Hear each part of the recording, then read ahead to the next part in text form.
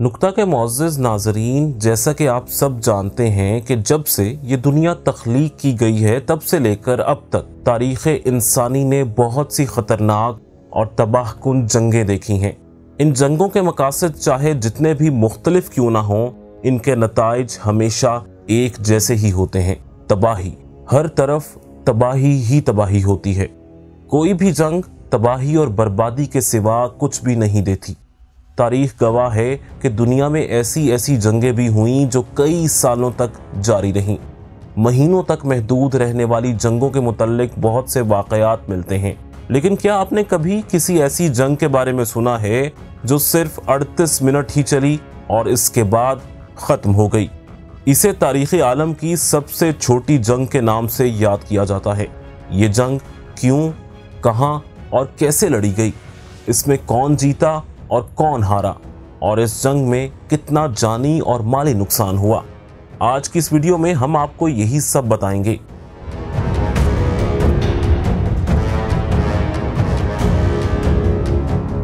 ناظرین، یہ جنگ برطانوی سلطنت اور مسلم ریاست زنجبار کے مابین لڑی گئی۔ زنجبار ایک چھوٹا سا جزیرہ تھا جو اپنے آزادانہ حقوق رکھتا تھا۔ یہ جزیرہ 1650 میں سلطنت عثمانیہ کا حصہ ہوا کرتا تھا، جو کہ اس جزیرے سے ہزاروں میل کے فاصلے پر واقع تھی۔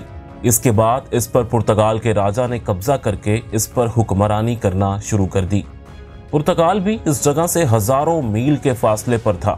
یہی وجہ تھی کہ ان دونوں سلطنتوں کا حصہ ہونے کے باوجود بھی اس جزیرے پر خاطر خواہ توجہ نہ دی گئی، جس کے بعد اس جزیرے کے بادشاہ نے سلطنت برطانیہ کے ساتھ معاہدہ کر لیا اور اس کی حکومت میں چلا گیا۔ اس معاہدے کے مطابق اگر اس جزیرے کے بادشاہ کی موت واقع ہو جاتی ہے تو سلطنت برطانیہ کی اجازت کے بغیر کوئی بھی اس کا راجا نہیں بن سکتا۔ ناظرین، آغاز میں سب ٹھیک ٹھاک رہا۔ سلطنت برطانیہ نے اس جزیرے کے ساتھ کافی دوستانہ تعلقات رکھے اور ان کی کافی مدد بھی کی، مگر کچھ وقت گزرنے کے بعد جرمنی بھی اس جزیرے پر قبضہ جمانے کے لیے میدان میں آ گیا، جس کی وجہ سے اس جزیرے اور سلطنت برطانیہ کے درمیان معاملات کافی حد تک خراب ہوتے چلے گئے، کیونکہ زنجبار کے ایک طرف برطانیہ اور دوسری طرف جرمنی آباد تھا۔ لہٰذا برطانوی حکومت نے زنجبار پر اپنی حکومت کا اعلان کر کے اسے اپنے قبضے میں کر لیا۔ زنجبار پر حکومت تو برطانوی سلطنت کی تھی، لیکن یہاں کے بادشاہ کا دل جرمنی کے لیے دھڑکتا تھا اور وہ جرمنی سے اچھے تعلقات کے لیے ہمیشہ کوشاں رہتا تھا۔ ناظرین، اسی دوران اسی جزیرے پر حکومت کرنے والے بادشاہ کی 25 اگست 1896 کو موت واقع ہو گئی۔ ان کی موت کے بعد برطانوی حکومت کو موقع مل گیا کہ وہ اپنے سب سے وفادار حمود بن محمد کو اس ریاست کا حکمران بنا کر جرمنی کی حکومت کو زنجبار سے دور رکھ سکے، تاکہ یہ جزیرہ برطانوی حکومت کے ماتحت ہی رہتا۔ مگر ان منصوبوں پر اس وقت پانی پھر گیا جب سلطان حمود بن محمد کے کزن خالد بن برگش نے اپنے 3000 سپاہیوں کی مدد سے اس جزیرے پر قبضہ کر لیا اور خود کو یہاں کا حکمران ہونے کا اعلان کر دیا۔ چونکہ زنجبار اور برطانوی سلطنت کے مابین ایک معاہدہ تھا جس کے تحت کوئی بھی شخص برطانوی حکومت کی مرضی کے بغیر اس جزیرے پر حکومت نہیں کر سکتا تھا، اسی بنا پر خالد بن برگش کو برطانوی حکومت کی جانب سے ایک حکم نامہ جاری کیا گیا کہ وہ اپنے ساتھیوں کو حکم دے کہ وہ ہتھیار چھوڑ دیں، ورنہ انہیں نہایت خطرناک انجام کا سامنا کرنا پڑے گا۔ برطانوی حکومت اس جزیرے میں رہنے والے افراد کو اپنا غلام تصور کرتے ہوئے ان سے ناروا سلوک رکھتی تھی۔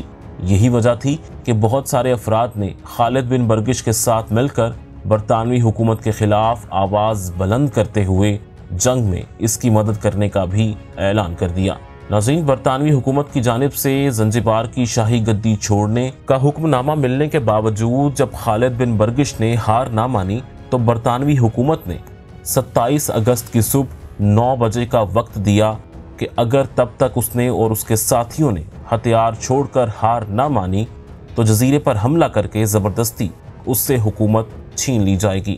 خالد بن برگش نے برطانوی حکومت کی کوئی بات نہ سنی اور اپنے سپاہیوں کو حکم دیا کہ محل کو چاروں جانب سے گھیر لے، ہم برطانوی حکومت کا بھرپور مقابلہ کریں گے۔ खालिद बिन बरगिश के सिपाहियों के साथ कुछ ऐसे अफराद भी मौजूद थे जिन्हें ज़बरदस्ती अपना गुलाम बनाकर जंग के लिए लाया गया था।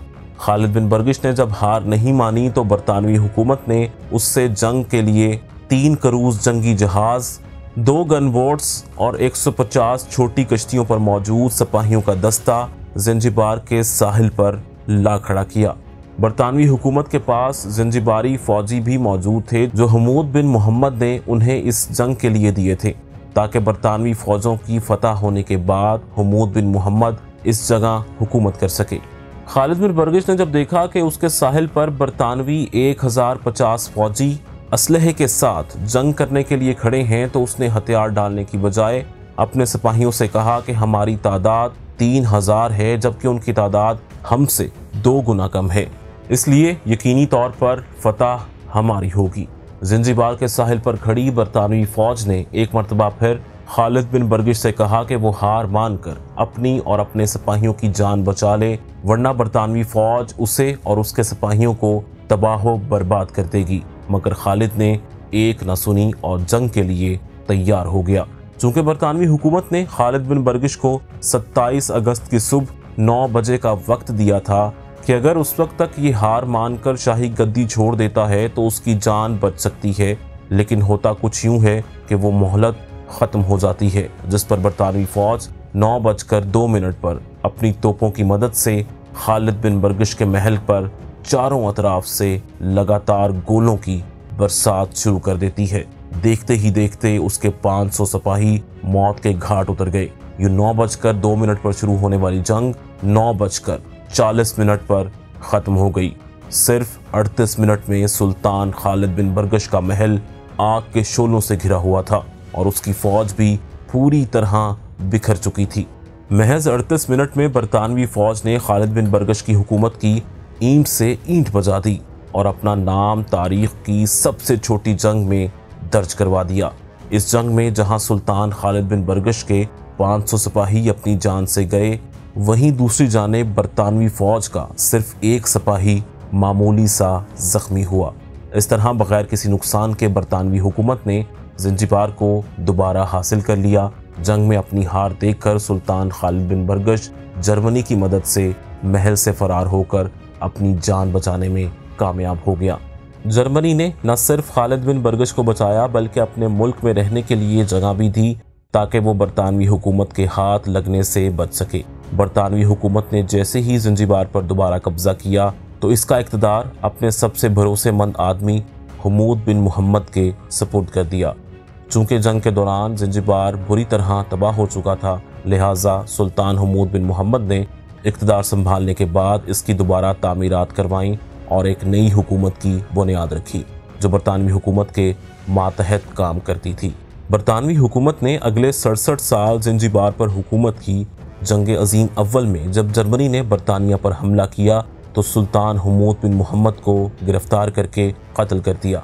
नाज़रीन, मुसलसल 67 साल ज़ंजीबार पर हुकूमत करने के बाद जंग अज़ीम अव्वल में जब ये जजीरा जर्मनी के कब्ज़े में चला गया तो बरतानवी हुकूमत ने हवाई जहाज़ों की गोलाबारी से इसे मुकम्मल तौर पर तबाह बर्बाद कर दिया।